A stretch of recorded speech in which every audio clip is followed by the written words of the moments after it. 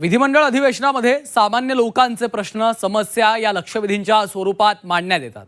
आमदारांनी मांडलेल्या लक्षवेधी संबंधित खात्याचे मंत्री सभागृहात उत्तर देतात। पण नाशिकमधील कोल्ड स्टोरेज मार्केटबाबतच्या एका लक्षवेधीचा सभागृहात अक्षरशः फुटबॉल झाल्याचं दिसलं। सत्ताधारी राष्ट्रवादीचे आमदार पंकज भुजबळ यांनी ही लक्षवेधी मांडली होती। सामान्य प्रशासन विभागाने ही लक्षवेधी नगरविकास खात्याकडे वर्ग केली। नगरविकास खात्याची उत्तर देणाऱ्या उदय सामंतांनी ही लक्षवेधी नगरविकासशी संबंधित नसल्याचं सांगून टाकलं।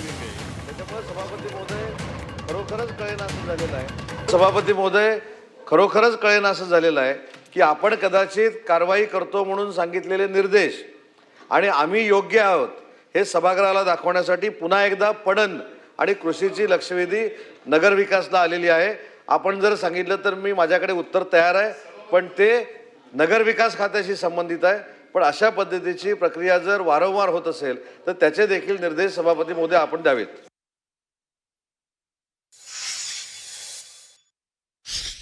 तर ह्या तीन मध्ये काय कशा पद्धतीने आता ह्याचं कामकाज आपण सुरळीत आणणार ते समन्वय काय झालंय की आमच्या प्रश्नांचा आणि लक्षवेधीचा झालाय फुटबॉल।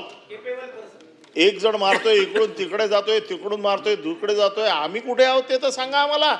आम्ही लक्षवेधी उपस्थित करतोय, आम्ही प्रश्न उपस्थित करतोय, ही आमचा गुन्हा ठरतोय की काय असं आम्हाला वाटायला लागलंय।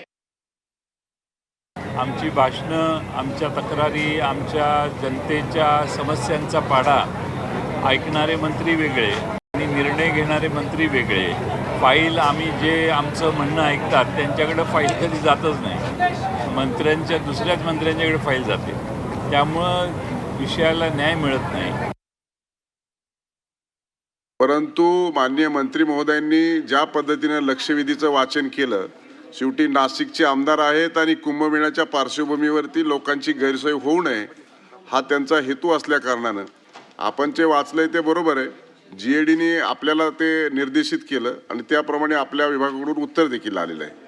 मग अशा सगळ्या प्राप्त परिस्थितीमध्ये मला वाटतं GADला देखील या संदर्भामध्ये दोनदा ज्यावेळेस असं होतं त्यावेळेस नेमका विभाग कोणता आहे आणि उत्तर कोणी द्यावं हे अशा पद्धतीचं सभागृहात येणं हे गंभीर आहे आणि अशा पद्धतीचं होता कामा नये। आपला अजून रोल सुरू झालेला नाही, त्याच्यामुळे आपल्याला त्याच्यामध्ये आणि म्हणून हे कालच जर आपण सभागृहात होता तर हे आमच्या विभागाकडे पाठवा म्हणलं असतं तर हा प्रश्न उपस्थित झाला नसता। आणि म्हणून आपल्याला या संदर्भामध्ये आपण उत्तर देणार असाल तर आपण उत्तर द्या, सुरुवात करा।